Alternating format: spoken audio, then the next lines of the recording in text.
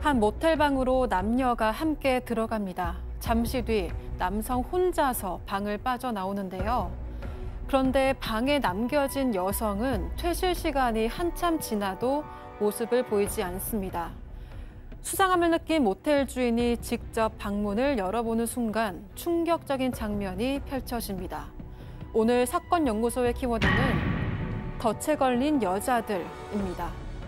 자, 10년 전 2015년 있었던 사건입니다. 자, 양 변호사님, 모든 건 이 모텔 주인의 신고로부터 시작됩니다. 네, 2015년 3월 26일 오전 6시가 넘은 시간이었습니다.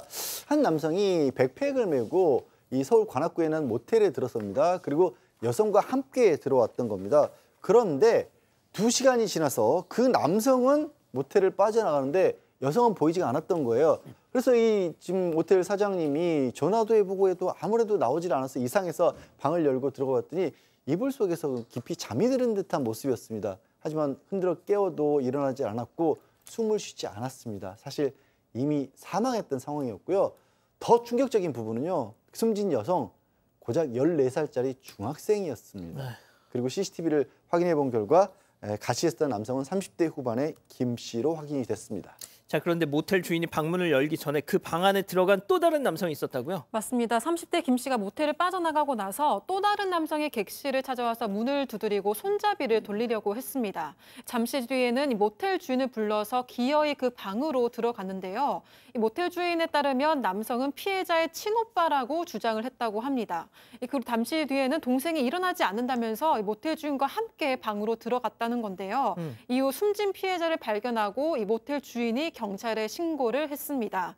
그런데 이 피해자의 친오빠라고 주장한 남성의 말이 사실인지 하는 의문이 남는데요. 네. 경찰 조사 결과는 전혀 달랐습니다. 누구였나요? 이 친오빠가 아니라 성매매 알선업자였습니다.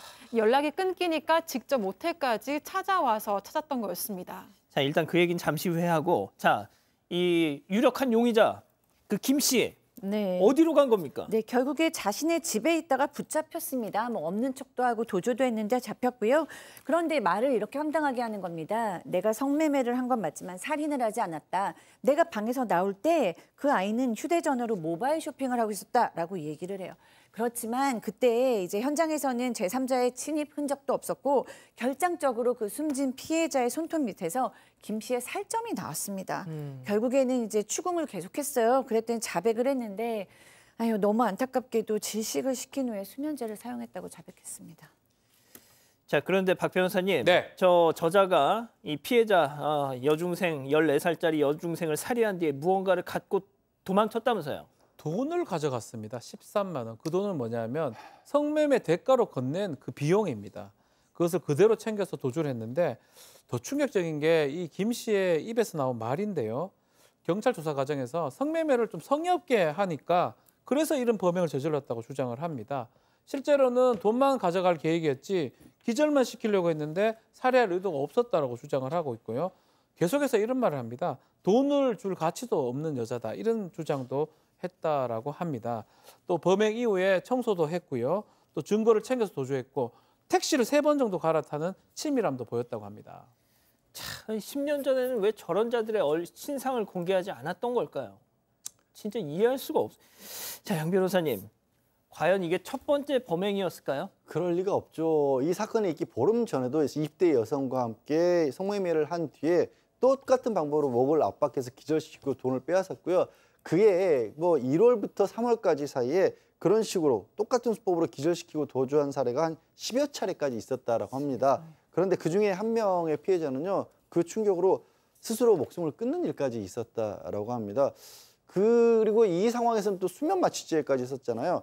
이런 식의 얘기를 했다는 거예요. 그렇게 혹시 여성이 성매매에서 성의 없는 태도를 보이면 마취시키고 난 다음에 돈을 회수할 목적으로 그 전에 인터넷에서 수면 마취제를 샀다. 그래서 음료수병에 넣어가지고 다녔다. 이런 식의 얘기를 했답니다. 자, 그렇게 여러 명의 여성들을 기절시키고 폭행하기를 반복하다 앞서 전해드린 것처럼 결국 살인까지 저질렀군요. 네, 하지만 1심 재판부는 김 씨에 대해서 살인의 고의를 증명하기는 어려워 보인다면서 강도치사죄를 적용을 해서 징역 30년을 선고했습니다. 하지만 2심 재판부의 판단은 달랐는데요. 살인의 미필적 고의가 인정된다며 강도살인죄를 적용해서 징역 40년을 선고한 겁니다. 또 위치 추적 장치 20년 부착 명령도 내렸습니다. 이후 대법원에서 이 형이 확정이 됐습니다. 자, 박 변호사님. 네. 앞서 이제 그 모텔에 그 또 다른 남성이 찾아와서 친오빠라고 주장했던 그렇죠. 사람. 거짓말이죠. 예. 성매매 알선을 했던 사람들입니다. 가출한 미성년자 상대로 성매매를 알선했던 20대 남성 3명도 결국 재판에 넘겨졌습니다. 성매매 특별법 위반이 됩니다. 이 사람들 미성년자 14세 미만 년자인지 몰랐다고 계속 주장을 했는데 법원 이거 인정하지 않았고요. 결국은 형을 이제 받게 되는데 성매매 알선책들을 대해서 모텔에 장기 숙식을 하면서 성매매를 시킨 뒤 돈을 지금 갈취했고 착취했던 건데요. 주범은 1심, 2심에서 징역 10년이 확정이 됐고요. 다른 2명은 징역 6년하고 징역 4년이 선고돼서 확정이 됐다고 합니다. 양 변호사님. 그러니까 살인자 자체는 김 씨였지만 네. 이런 성매매 알선업자들 네. 어떻게 보면 저 14살짜리 소녀를 죽음으로 내몬 공범들 아니겠습니까? 사실상 공범이고요. 어찌 보면 더 무자비한 더 큰 책임이 있다고도 볼 수 있습니다. 어떤 사회적 경험이라 판단 능력이 없는 미성년자들을 저런 곳에 보냈을 때 다른 연락책도 없고 어떤 사람들이 나와서 정상적인 사람일 리가 없지 않습니까?